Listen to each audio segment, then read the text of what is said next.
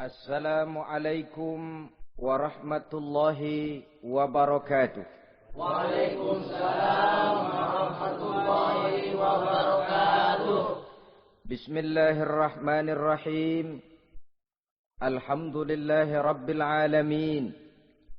Wassalatu wassalamu ala ashrafil anbiya'i wal mursalin, imamil muttaqin, sayyidil ghurril muhajjalin, Sayyidina wa maulana Muhammadin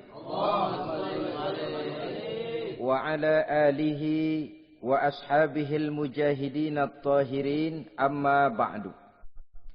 Saudara-saudara kaum muslimin rahimakumullah.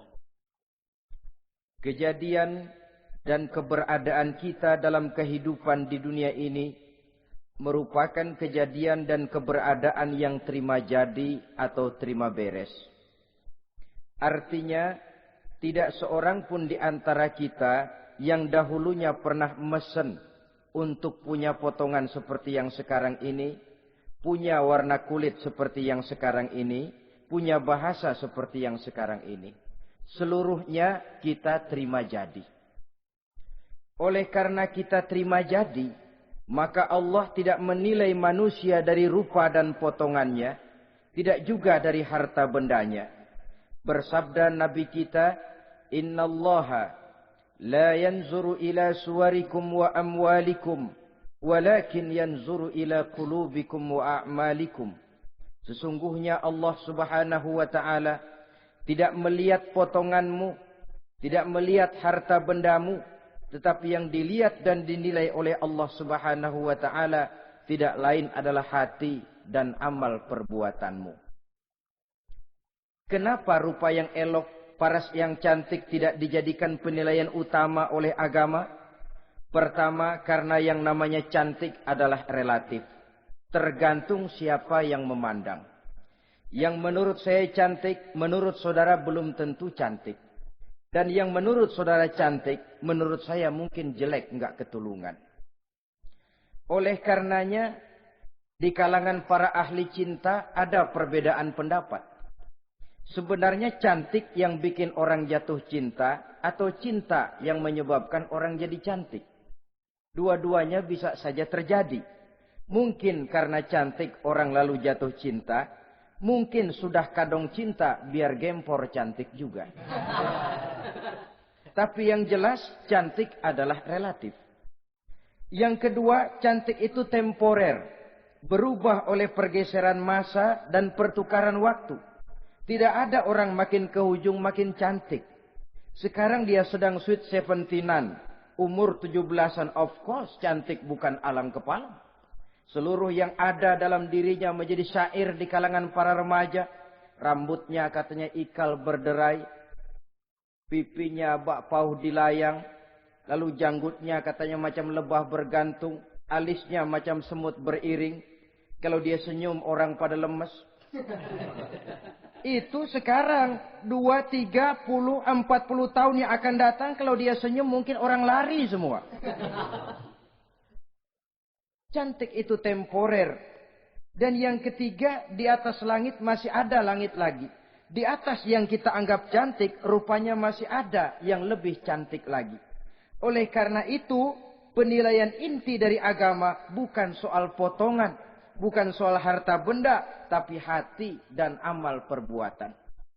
Alangkah lebih idealnya lagi kalau hati yang baik dan perbuatan yang baik berada pada rupa yang elok juga.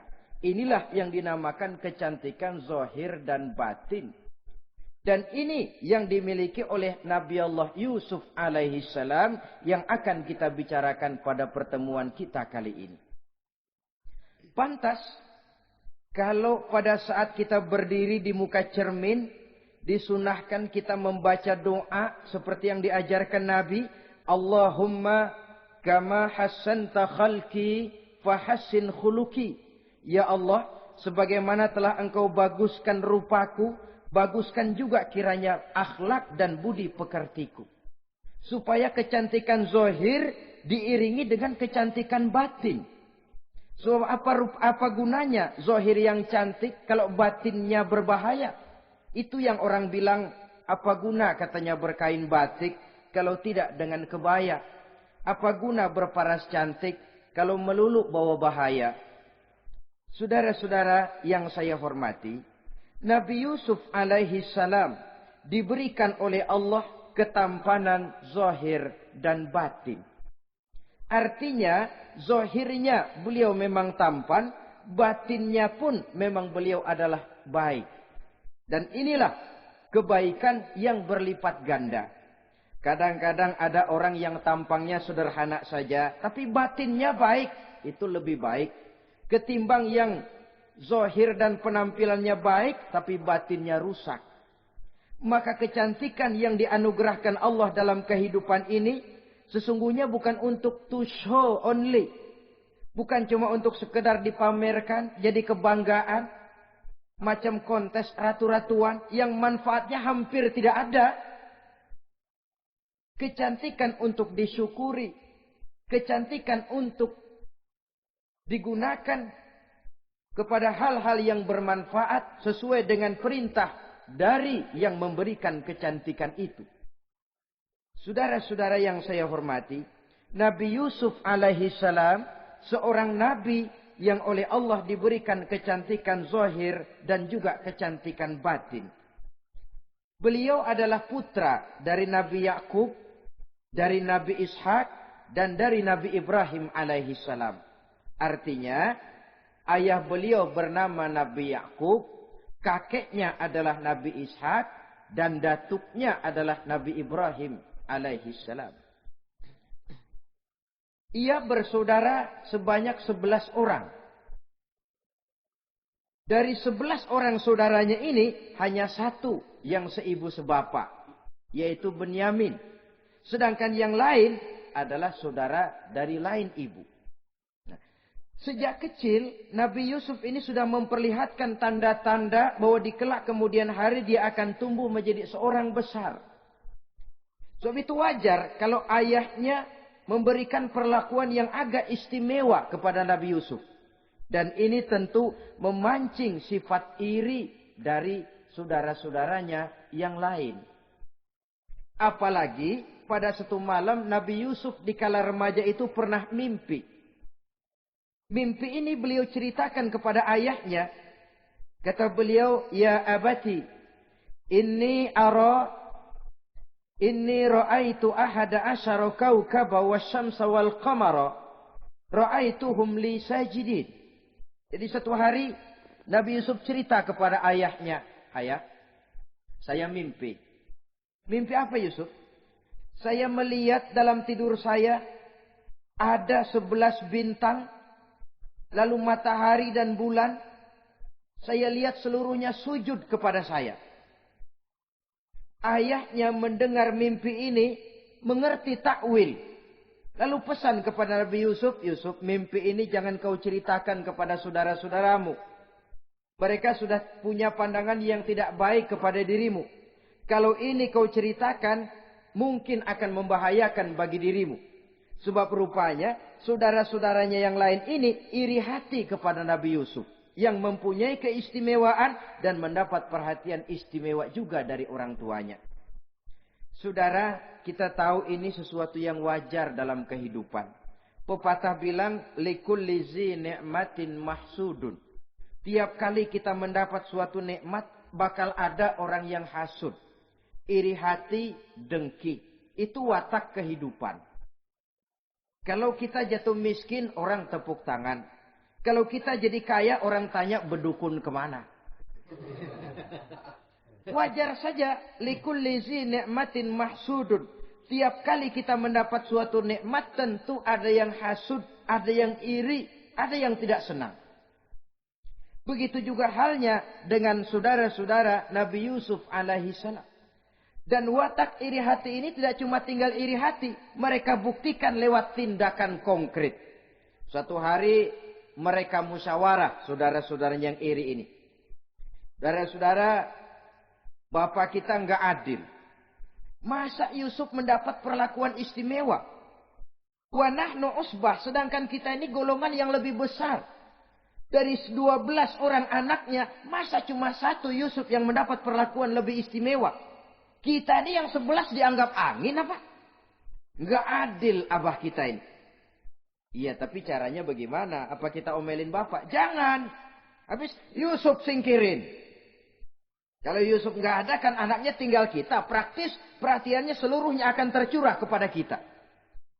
Nah, saya ingatkan bahwa hasud sering mendorong orang untuk melakukan segala macam cara. Artinya orang itu kalau sudah dibakar sifat dengki, iri hati, dia rela melakukan apa saja. Pertama, agar nikmat yang ada pada diri orang lain hilang. Yang kedua, supaya nikmat itu pindah kepada dirinya. Andai kata tidak pindah kepada dirinya, ya hilang sajalah. Jangan orang lain yang dapat nikmat. Ini watak hasud. Ingin nikmat orang lain pindah kepada dirinya. Atau hilang walaupun tidak pindah kepada dirinya. Tapi yang bersangkutan tidak lagi mendapat nikmat. Untuk itu segala macam cara akan dilaksanakan. Ini dicontohkan dari usaha yang dilaksanakan oleh saudara-saudara Nabi Yusuf alaihissalam. Oke, setuju. Kita singkirkan Yusuf. Tapi caranya bagaimana? Gampang. Bunuh saja. Kalau bunuh sih rasa-rasanya tidak sampai hati membunuh Yusuf. Lalu bagaimana? Kita kucilkan saja dia. Kita asingkan dari sini, kita buang jauh-jauh supaya dia tidak ada lagi kelihatan dalam pandangan Abah. Kalau dia sudah tidak ada dalam pandangan Abah, yang dilihat cuma kita dan seluruh kasih sayangnya akan tercurah kepada kita semua. Nah, setujulah kalau itu. Caranya nanti kita atur belakangan. Jadi satu hari permisilah saudara-saudaranya ini kepada Nabi Yakub. Abah, kami permisi mau pergi main-main dan Yusuf akan kami ajak. Kata Nabi Yakub, saya khawatir. Nabi Yakub sudah melihat gelagat yang tidak baik. Sudah ada semacam firasat. Saya khawatir kalau Yusuf kau bawa, nanti dia akan kena celaka. Atau dimakan oleh serigala, sedangkan kamu nanti akan lalai. Kata anak-anak yang lain, percaya dah Pak, saya akan jaga. Saya kan saudaranya, masa tega membiarkan Yusuf celaka atau dimakan serigala. Pokoknya aman, sip dah.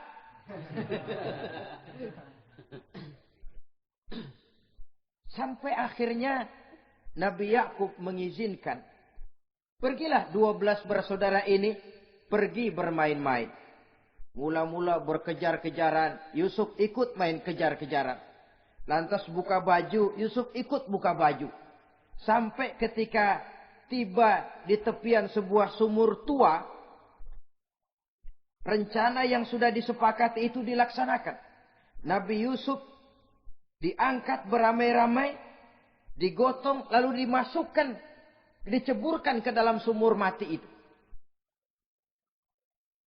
Kemudian baju Nabi Yusuf itu mereka basahi dengan darah kambing. Setelah itu mereka pun pulang menemui Nabi Yakub alaihi salam dengan rasa sedih yang dibikin-bikin. Ini penyakit hasud. Jadi kalau orang hasud kepada kita, begitu kita mendapat kesulitan, dia datang dengan air mata buaya. Belagak sedih, belagak ikut berduka cita, padahal sih hatinya sorak. Padahal batinnya girang bukan main. Pak, saya ikut berduka cita. Pak, saya ikut sedih. Padahal hatinya biar mampus loh. Ini yang dilakukan oleh saudara-saudara Nabi Yusuf. Mereka datang dengan air mata berurai, nangis. Abah, ketika kami sedang main-main, Abah, kami lupa, kami tinggalkan Yusuf sendirian. Ketika kami balik, kami cuma mendapati bajunya sudah berlumur darah. Barangkali saudara kami Yusuf dimakan oleh serigala. Nabi Yakub tercenung. Ternyata firasatnya adalah benar. Baju Nabi Yusuf itu yang berlumur darah kambing, buatan saudara-saudaranya yang hasud tadi, diciumi dan dipeluk oleh Nabi Yakub. Kepedihan seorang ayah yang ditinggalkan oleh anak tercintanya. Saudara, adapun Nabi Yusuf alaihi salam tercebur di sumur mati itu. Sampai pada satu hari ada khalifah, ada kafilah niaga dari negeri Madian hendak menuju ke negeri Mesir, lewat di tempat itu. Ketika salah seorang mereka bernama Malik bin Dho'ar hendak mengambil air, timba diturunkan ke dalam sumur. Begitu diangkat, ini air kok berat amat. Makin diangkat, makin berat. Sampai di atas, bukan air, orang isinya. Ada orang di ember. Dia lihat rupanya sangat tampan, elok, cantik. Ini barangkali anak bangsawan ini. Parasnya begini cantik, begini tampan. Ini kalau dijual di Mesir nanti tentu harganya mahal nih. Order nih. Objek. Maka dibawalah Yusuf ini ke negeri Mesir. Setibanya di sana diperjualbelikan sebagai budak belian.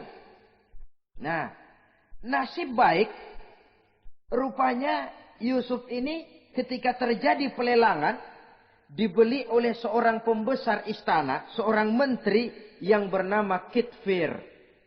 Kitfir melihat, ini cantik anak remaja ini. Tampangnya elok, parasnya indah, kelihatannya budi pekertinya pun halus. Kita ambil saja ini, kata Kitfir kepada istrinya Zulaikha. Kita angkat dia jadi anak, siapa tahu nanti dia memberikan manfaat yang besar bagi kita. Baiklah. Dan sejak saat itu Yusuf dipelihara di rumah Kitfir dalam istana yang tinggal bersama istrinya Zulaikha. Menurut satu riwayat 10 tahun lamanya Nabi Yusuf tinggal di tempat Kitfir. Dan selama 10 tahun itu tentu terjadi perkembangan baik jasmaninya maupun rohaninya. Dari anak-anak ia berubah menjadi remaja, lalu meningkat ke arah dewasa. Makin matang kedewasaannya, makin tampan dan elok parasnya. Makin cantik budi pekertinya, ditempa oleh watak kenabian yang disiapkan oleh Allah Subhanahu wa ta'ala. Sehingga tidak heran, ketampanan Nabi Yusuf ini lalu jadi buah bibir di kalangan istana. Tidak cuma anak perempuan bangsawan, tidak cuma istri para penguasa, sampai kepada kelompok orang awam selalu berandai-andai. Kalau saja, andai kata, umpama saya bisa berdampingan dengan Yusuf, kalau saja. Kata-kata kalau saja ini keluar dari perempuan-perempuan yang melihat Yusuf alaihissalam.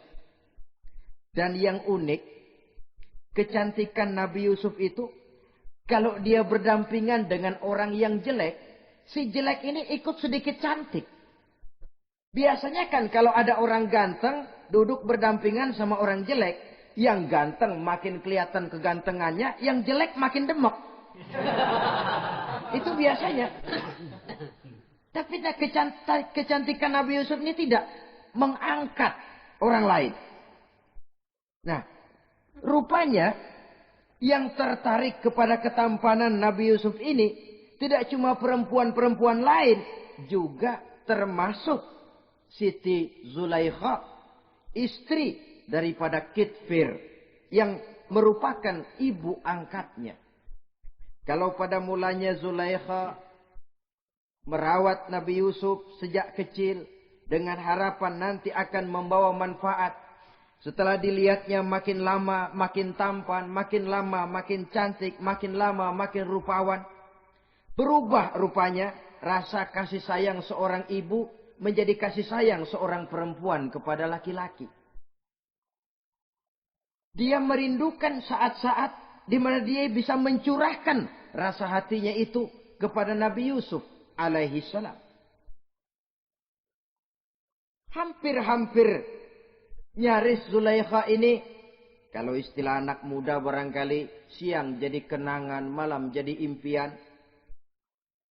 Kemanapun dia pergi, bayangan Yusuf juga yang selalu menggodanya. Selalu ditunggunya saat-saat yang mungkin untuk dia bisa menyampaikan hasrat hatinya kepada Nabi Yusuf alaihi salam. Dan saat itu pun datang. Satu hari Kitfir harus menghadiri persidangan negara. Rumah besarnya lenggang, para pembantu kebetulan tidak seorang pun ada di dalam. Inilah saat yang ditunggu-tunggu oleh Zulaikha.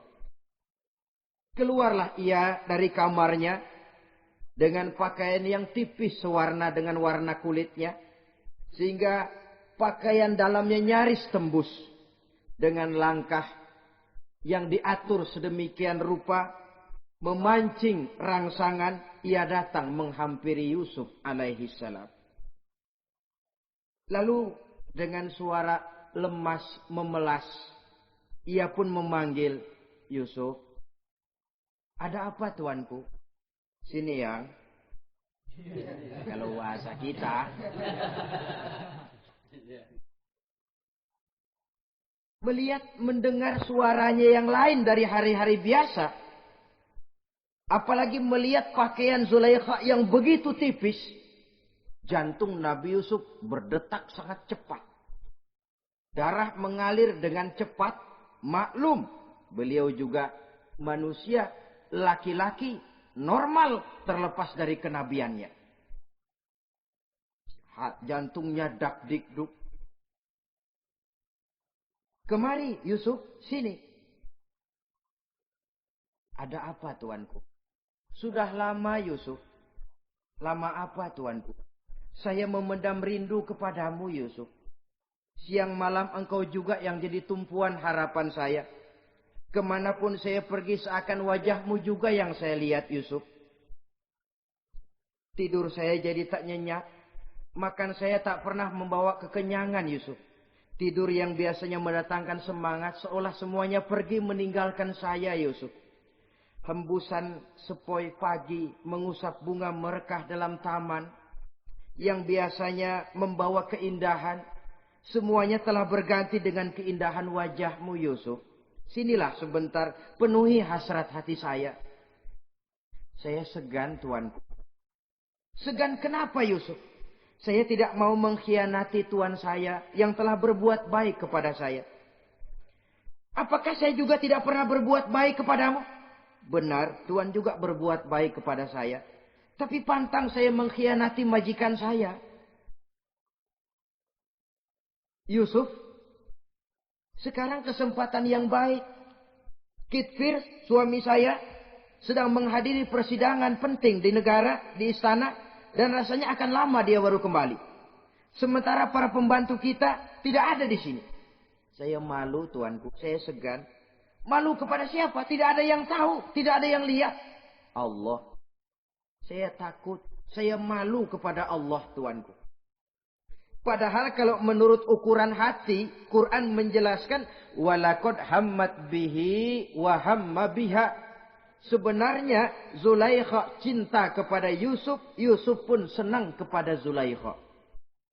Saat itu iblis sibuk bukan main memasang jerat, pasang besi berani biar pada nyetrum.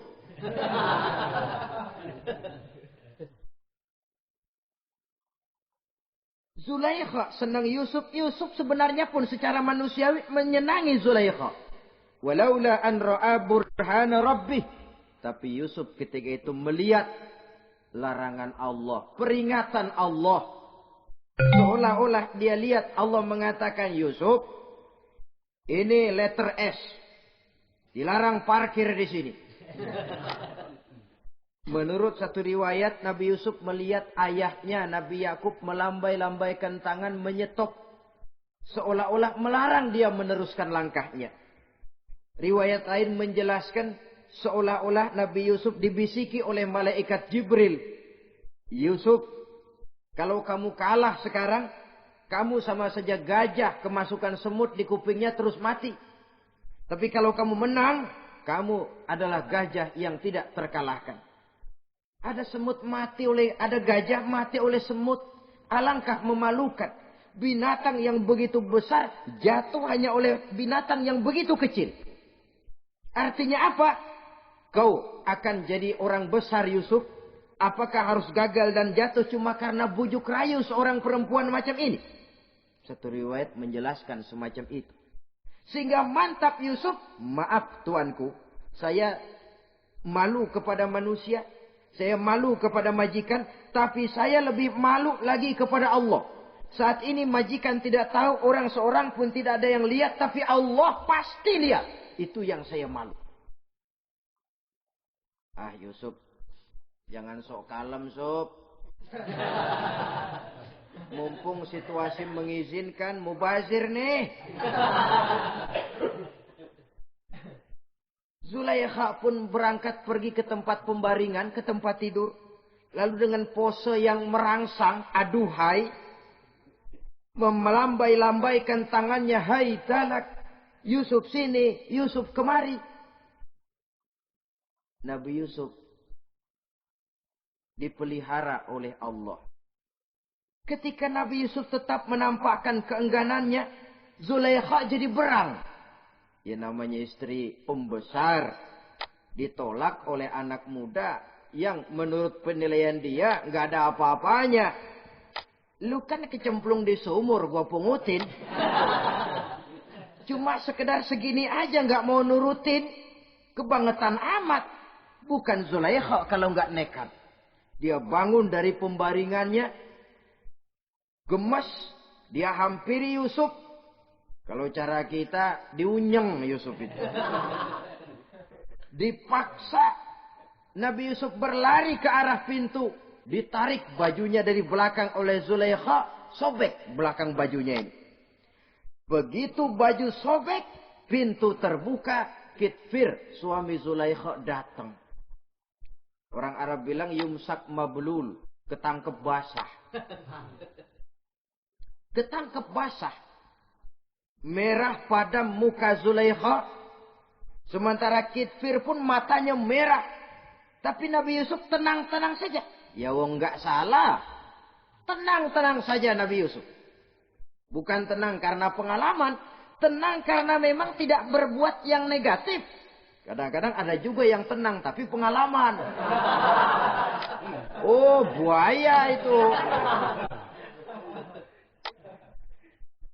Sudah ketahuan kepentok ketangkep hansip anteng aja. Itu bukan nggak salah, badak. Nabi Yusuf tenang karena memang tidak berbuat salah apapun. Nabi Yusuf tenang karena yakin dirinya benar. Sehingga mantap menghadapi kedatangan Kitfir yang sangat tiba-tiba itu. Adapun Zulaikha ketika melihat suaminya berdiri di muka pintu, cepat-cepat dia berubah siasat. Inilah salah satu kelihayan makhluk bernama perempuan. Dia pandai bersalin rupa, dia pandai bermain minyak di atas air. Melihat suaminya datang, roman mukanya pun menjadi sedih. Air mata berurai membasahi pipi. Papa katanya. Apa balasan bagi orang yang mau menistakan istri papa? Maksudmu apa Zulaikha? Yusuf gile. Dia mencari kesempatan dalam kesempitan. Dia mau menodai kehormatan saya. Dia hendak memperkosa saya. Kata Nabi Yusuf, bukan saya, Tuan. Saya enggak. Yang benar Yusuf, enggak. Zulaikha yang memaksa saya.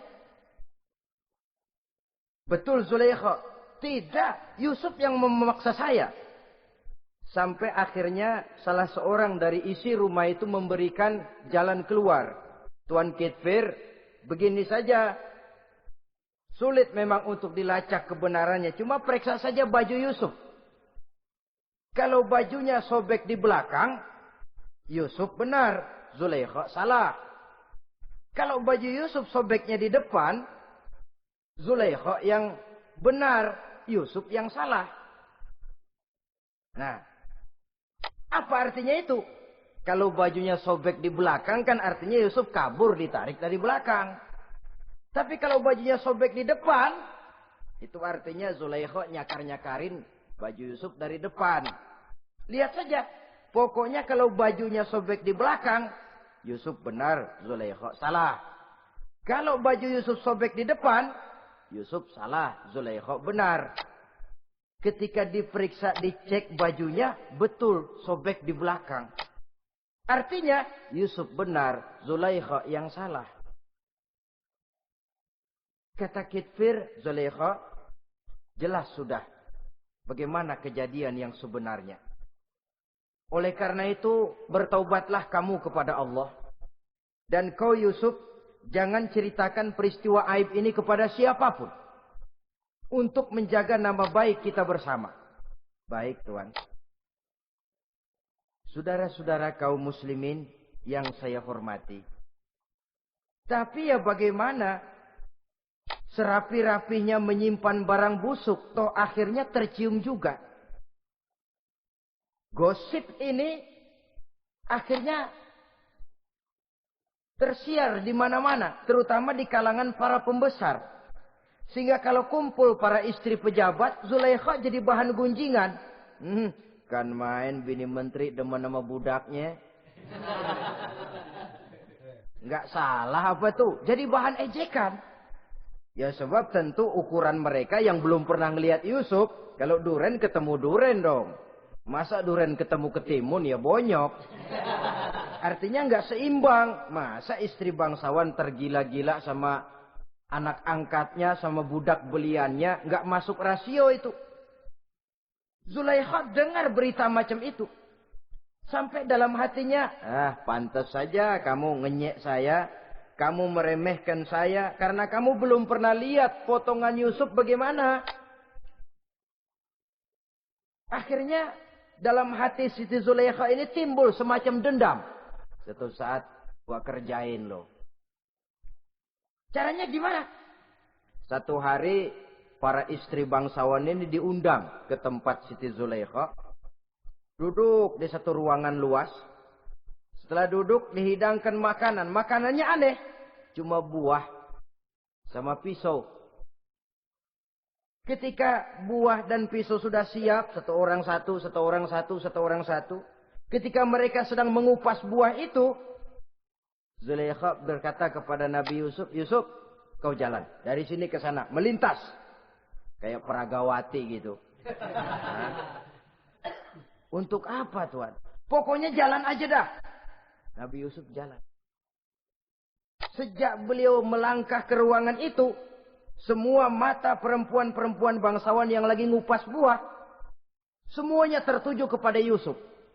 Ada yang matanya emang belok, makin belok. Ada yang ngeliatin campur mulutnya menganga. Apa kata mereka? Balamma ra'ainahu akbarnahu wa qatta'na aydiyahunna wa qulna hasya lillah ma hadza bashar in hadza illa malakun karim. Falamma ra'ainahu, ketika perempuan-perempuan itu melihat Yusuf, akbarnahu, mereka agungkan Yusuf. Wa qulna hasya lillah, mereka bilang, ini sih bukan orang nih. Ini malaikat nih. Bukan orang. Nah, orang segini cakepnya. Artinya belum pernah mereka lihat paras yang secantik dan setampan itu. Akibatnya apa? Nggak berasa mau motong buah keiris tangan. Rata-rata perempuan yang ada di situ tangannya pada luka. Kenapa? Mau motong buah, mata kemana, mulut kemana, tangan kepotong. Melihat itu semua, Zulaikha puas. Nah, kamu baru melihat sekejap. Bagaimana saya yang siang malam melihat Yusuf? Bagaimana saya yang tiap saat hidup bersamanya? Bagaimana saya nggak merindukan dia? Ente yang baru pernah ngelihat sekelebatan udah motong tangan. Saya yang tiap hari sama-sama dia nggak celeng juga udah pantas. Saudara-saudara kaum muslimin yang saya hormati. Akhirnya untuk menjaga nama baik keseluruhannya, Nabi Yusuf pun mengalah. Karena berita ini sudah tersiar, Yusuf dipojokkan, tidak cuma sekedar dipojokkan, beliau dimasukkan ke dalam penjara. Tapi apa kata beliau? Rabbi sijnu ahabbu ilayya mimma yad'unani ilai. Ya Allah, kalau memang karena resiko penolakan saya terhadap ajakan Zulaikha menyebabkan saya harus masuk penjara, penjara lebih saya sukai, penjara lebih saya cintai ketimbang ikut kemauan Zulaikha. Saudara-saudara, kadang-kadang kita berpikir, kalau kesempatan itu datang kepada kita, mampukah kita menjatuhkan pilihan seperti pilihan Nabi Yusuf ini? Lebih baik penjara ketimbang mengikuti bujuk rayu perempuan untuk melakukan perbuatan yang menyeleweng ini. Ini yang dipilih oleh Nabi Yusuf. Tegar. Kalau memang sebagai resikonya saya harus masuk penjara, penjara lebih saya cintai, penjara lebih saya suka daripada mengikuti bujukan Zulaikha. Teguh karena suatu prinsip. Bukankah dalam perjuangan menegakkan akidah, kadang kita mendapat piala, tapi tak jarang kita berhadapan dengan penjara. Kadang kita disanjung, kadang kita dicaci. Itu romantika perjalanan dari yang namanya perjuangan. Tapi pilihan harus ada. Ketimbang ikut bujuk rayu perempuan yang mengajak melakukan perbuatan serong, penjara lebih saya cintai. Sudah pada saat hendak diajak tidak ada yang melihat, beliau menolak. Akibat penolakannya pun masuk penjara, tapi penjara lebih menyenangkan hatinya. Ketimbang hidup merdeka, tapi jiwa terpenjara. Inilah Nabi Yusuf barangkali. Biar badan masuk penjara, asal jiwa merdeka. Kita sekarang sebaliknya. Jiwa terpenjara tidak jadi soal, asal badan merdeka. Maka jiwa kita sering dijajah.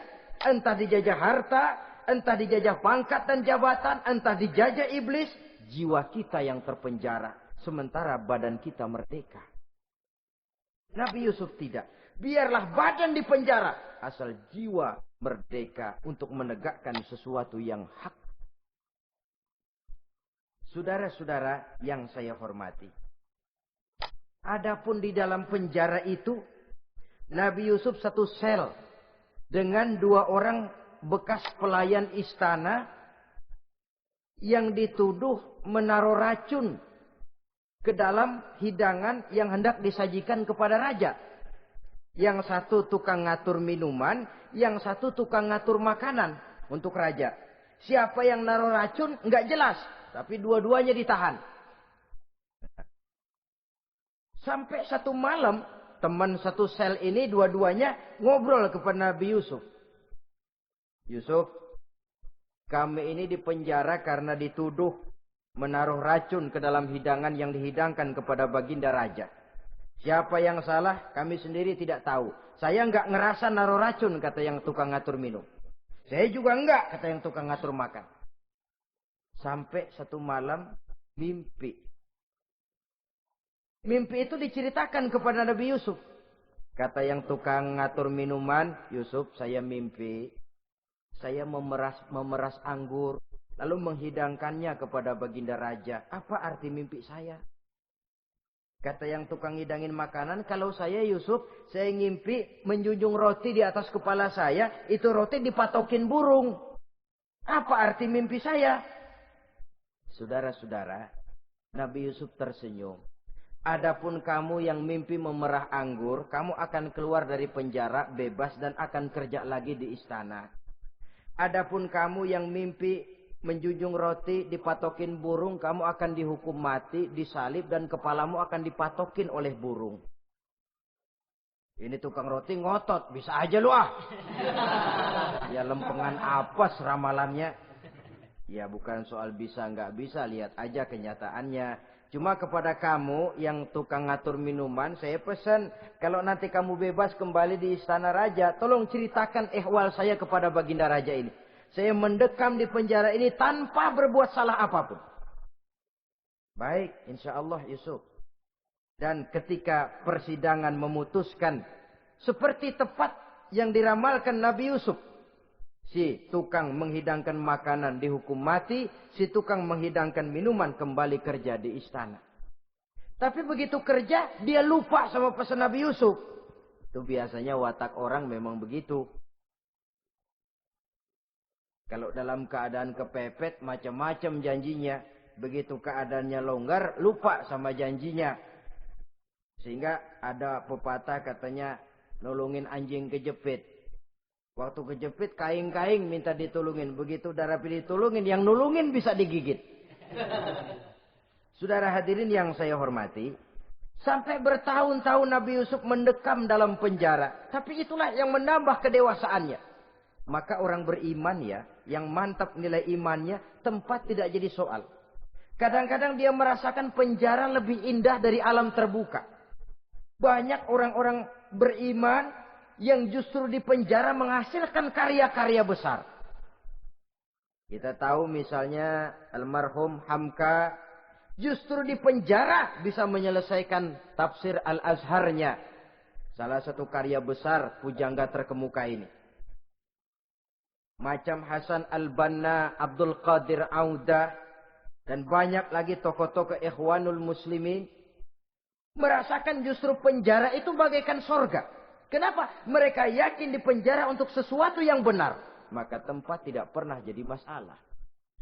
Kalau jiwa merdeka puluhan tahun mendekam di penjara, tidak akan merupakan satu rasa yang lama. Kenapa? Jiwa tidak bisa dibatasi oleh ruangan 2x3 meter.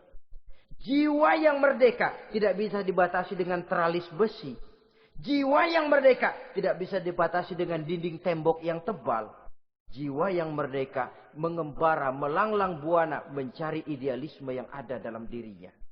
Itu yang dirasakan oleh Nabi Yusuf alaihissalam. Untungnya, satu malam raja ngimpi. Untungnya ini. Ngimpinya luar biasa. Ada 7 ekor lembu gemuk-gemuk. Makanin 7 ekor lembu yang kurus-kurus. Lalu ada 7 batang gandum yang isinya gemuk-gemuk. Ada 7 batang gandum yang sudah layu-layu. Nah, pagi-pagi ini seluruh dukun-dukun istana dikumpulin. Para ahli nujum apel menghadap baginda raja. Nujum, dukun, ada apa Tuan Raja? Tadi malam saya ngimpi. Ada 7 ekor lembu gemuk-gemuk memakan 7 ekor lembu yang kurus-kurus. Coba takwilkan apa arti mimpi saya itu. Dukun kata, baru tumben nih. Ku dengar mimpi begini. Kata Nujum ditanya Nujum godek. Ah, Tuan Raja itu mah kembang tidur aja kali ah. Tidak seorang pun yang mampu mentakwilkan arti mimpi baginda. Sampai tukang minuman dengar. Lapor, Tuan Raja, ada apa, Mas? Saya waktu di penjara, ada seorang anak muda namanya Yusuf, dia mentakwilkan mimpi saya dan pas seperti takwilnya. Ah, panggil Yusuf. Dipanggil Yusuf. Kain pintu penjara, masuk tukang anggur, tukang minuman ini. Yusuf, ente, iya. Kemana aja? Itu dia Yusuf, kelupaan. Iya, kalau kelupaan sehari 2 hari barangkali bisa ditolerir. Kelupaan bisa tahunan. Cuma begitu dengar ada mimpi, pikir tukang minuman. Ah, kali aja ini Yusuf bisa takwilkan, kan jasa saya nemuin Raja sama Yusuf kan. Komisi lumayan. Begini Yusuf, baginda raja mimpi begini-begini. Barangkali kau bisa takwilkan, kau dipanggil menghadap Tuan Raja. Berangkatlah Yusuf menghadap Tuan Raja. Sesampainya di sana, mohon maaf Tuan Raja. Menurut takwil saya, arti mimpi Tuan Raja itu akan datang satu masa di mana 7 tahun lamanya negara ini subur, makmur, aman, tentram, gemah, repah, loh jenawi, toto tentrem kertora harjo. Tapi akan datang setelah itu 7 tahun lamanya di mana musim kemarau membahana, tanah menjadi kering, panen gagal, rakyat diancam kelaparan. Dan kita harus siap-siap untuk itu. Itu takwil mimpi Tuhan. Caranya bagaimana, Yusuf? Mengatasi krisis kelaparan ini. Ya, kita bikinlah gudang-gudang untuk menyimpan makanan. Kalau lagi panen, jangan mumpung. Ingat pada suatu saat kita akan paceklik. Sehingga kata orang-orang tua dulu, kalau lagi sehat, ingat dong, bakalan sakit. Kalau lagi kaya, ingat dong, bakalan miskin. Semuanya itu milik daripada kehidupan. Tidak ada orang yang ketawa terus dalam hidup. Tidak ada orang yang nangis terus. Semuanya silih berganti, datang pergi, patah tumbuh, hilang berganti. Dunia hari ini bikin kita ketawa, besok dia buat kita menangis. Hari ini dibuatnya kita senyum, besok dibuatnya kita berurai air mata. Hari ini dijadikannya kita kaya, besok dijadikannya kita kere. Pantas kalau orang bilang, wamal hayatud dunya, Allah mengatakan wamal hayatud dunya illa lahwun wa la'ib. Hidup dunia ini cuma sandiwara. Tiap kita sekarang sedang memegang peranan. Ketika memegang peranan, ya jadi orang kaya peranan, jadi kiai peranan, jadi jenderal peranan. Sama saja dengan wayang golek. Gatot Kaca yang bertulang kawat berotot baja, punya ajian beraja musti, gagah perkasa, bisa terbang di angkasa. Hebat perkasa Gatot Kaca. Kapan? Waktu dipegang dalang. Betul apa benar? Gagahnya Gatot Kaca, sakti mandragunanya sang Gatot Kaca. Kapan itu? Waktu dipegang dalang. Begitu peranannya selesai, sama dalang dimasukin ke kotak, diem aja Gatot Kaca. Terbang kek? Enggak, diam aja. Begitulah kehidupan ini. Gagah kita menyandang bintang 4 di pundak. Gagah kita membawa harta yang banyak. Gagah kita membawa jabatan ini dan itu. Waktu oleh sang sutradara dimasukkan ke dalam lubang yang luasnya tidak lebih 1 kali 2 meter. Enggak bekutik. Enggak ada yang lawan. Jenderal yang berbintang 4 dilonjorin, dia yang lihat anteng aja. Habis peranan sudah sampai di situ. So itu wajar. Kata Nabi Yusuf, kalau lagi panen, ingat pada suatu saat kita akan paceklik.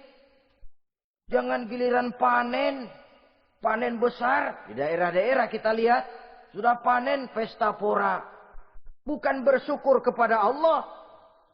Tapi kegembiraan itu diwujudkan dalam bentuk lain. Tontonan yang membuat lupa diri, bermabuk-mabukan. Sehingga kadang-kadang kalau di daerah itu katanya kalau musim panen, musim kawin. Musim paceklik, musim cerai. Saudara-saudara kaum muslimin yang saya hormati. Karena itu dalam satu hadis Nabi ingatkan, ta'arraf ilallah firraha ya'rifka fisyiddah. Ingatlah kepada Allah di waktu kamu senang, supaya Allah ingat kepadamu waktu kamu susah. Kalau waktu senang kita lupa kepada Allah, ya wajar. Kalau waktu susah Allah juga lupain kita. Dalam terjemahannya dengan kehidupan beragama, wa man a'rada an zikri fa inna lahu ma'isyatan dhanka wa nahsyuruhu yaumal qiyamati a'ma. Siapa yang berpaling daripada peringatanku, kata Allah, aku akan berikan dia penghidupan dan kehidupan yang sempit. Sempit itu apa lalu tidak punya duit? Punya duit. Apa tidak punya harta? Banyak harta. Tapi banyaknya harta, tumpukan duit tidak membuat hatinya makin luas. Tidak membuat hidupnya makin lapang. Sempit, sempit, dan sempit. Itu azab. Yang paling celaka, wa nahsyuruhu yaumal qiyamati a'ma. Di akhirat kami kumpulkan dia bersama orang-orang buta. Allahu Akbar. Di padang mahsyar, dikala orang sibuk, pusing dengan urusan masing-masing, buta lagi. Yang enggak buta aja pusing. Mereka teriak-teriak, qala rabbi lima hasyartani a'ma wa qad kuntu basira. Ya Allah, kenapa kami buta padahal waktu di dunia kami melihat? Allah jawabnya enak aja. Kazalika atatska ayatuna fanasitaha wa kazalika al-yauma tunsa. Rasain dulu. Dulu waktu di dunia datang peringatanku pada belaga pilon. kamu lupakan, sekarang juga pantas kamu dilupakan. Waktu susah kamu lupa, waktu senang kamu lupa Allah. Waktu susah juga pantas kamu dilupakan Allah. Waktu di dunia kau berpaling dari peringatan Allah. Kalau sekarang Allah berpaling kepadamu juga adil. Walaupun kalau Allah mau tidak berpaling juga adil. Sebab Allah itu mutlak. Tidak ada yang membatasi apa yang dimaui oleh Allah. Saudara-saudara kaum muslimin, itu pesan Nabi Yusuf. Bikin gudang yang besar. Simpan bahan makanan untuk persediaan musim kemarau. Kalau begitu sekalian aja deh Yusuf. Sekalian bagaimana Tuan Raja? Kau saya angkat jadi menteri urusan makanan. Dan urusan kemakmuran. Tuan Raja, apa enggak terburu? Kau bisa mentakwilkan mimpi saya. Bahkan kau bisa mencari jalan keluar. Ini sudah sesuatu yang menguntungkan Yusuf. Mencari jalan keluar ini. Ini pemikiran yang menteri saya belum bisa berpikir kayak kamu. Sudah, kau pegang jabatan ini. Nabi Yusuf tidak minta diberi.